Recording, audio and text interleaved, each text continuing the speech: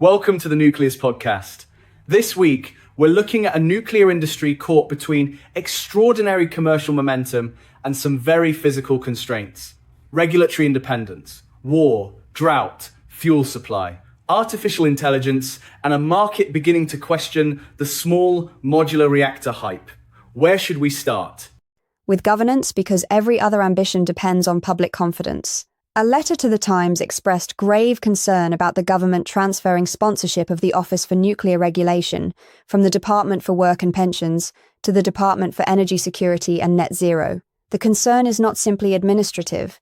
The department promoting energy security and nuclear development will now also sponsor the independent nuclear regulator. And sponsorship is not the same as directing regulatory decisions. But I can see the problem. Even if independence remains intact, the institutional optics become harder.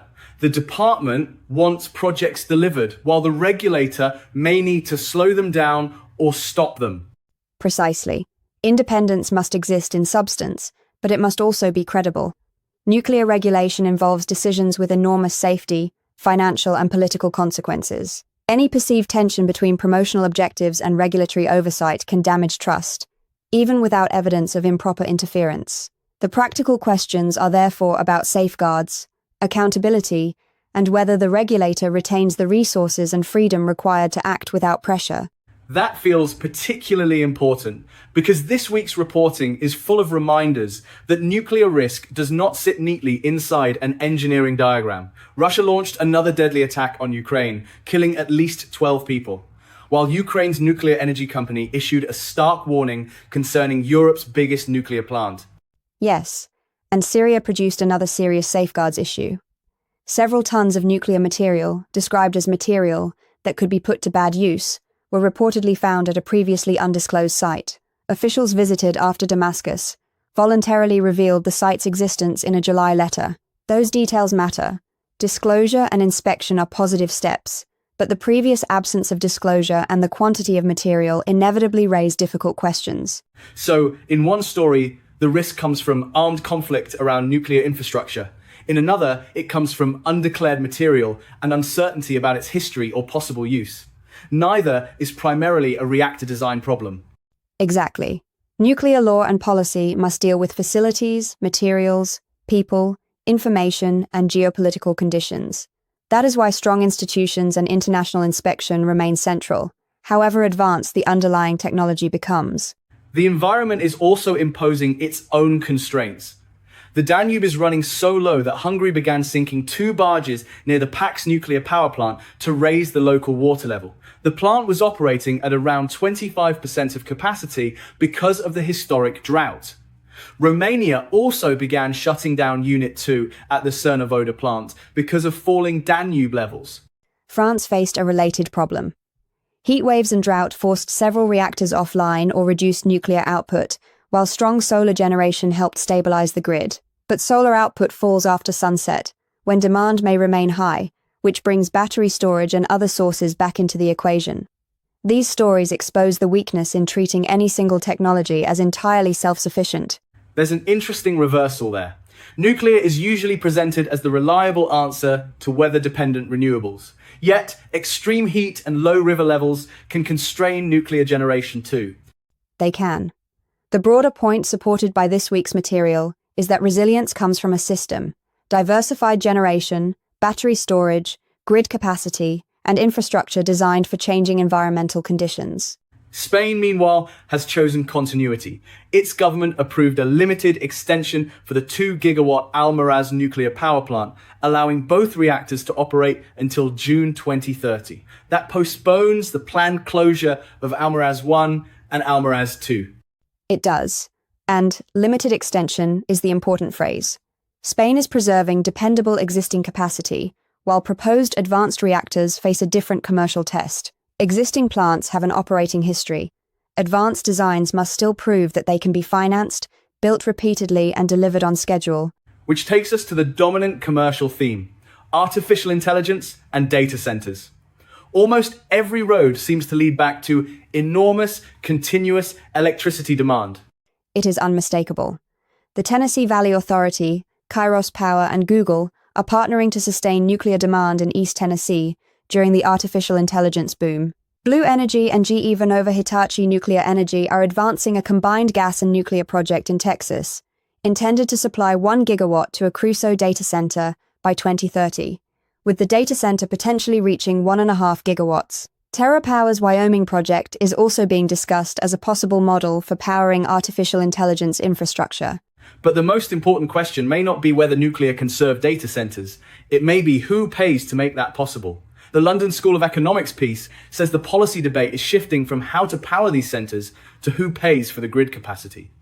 That is the legal and political pressure point. New generation and grid upgrades require capital. If costs are passed broadly to consumers while the principal commercial benefit flows to a smaller group of data center operators, questions of regional energy equity become unavoidable. Louisiana illustrates the issue neatly.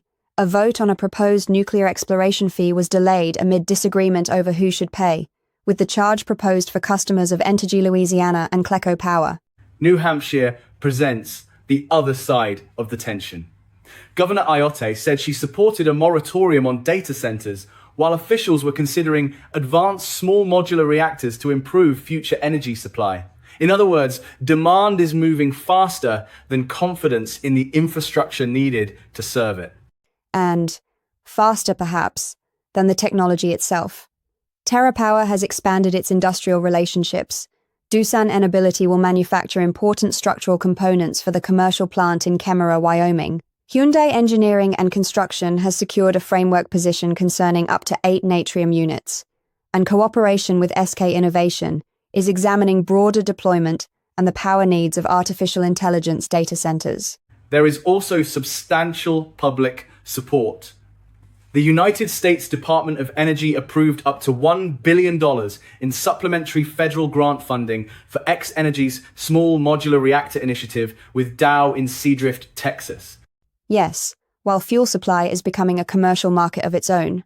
Standard Nuclear signed an agreement with Radiant covering TRISO nuclear fuel through 2031. Nano Nuclear Energy and Quadrant Nuclear Industries signed a memorandum of understanding concerning domestic high-assay, low-enriched uranium fuel supply. SHINE, Argonne National Laboratory and Case Western Reserve University are advancing high-throughput recycling intended to recover useful materials and mitigate long-lived radioactive waste. That supply chain activity sounds bullish.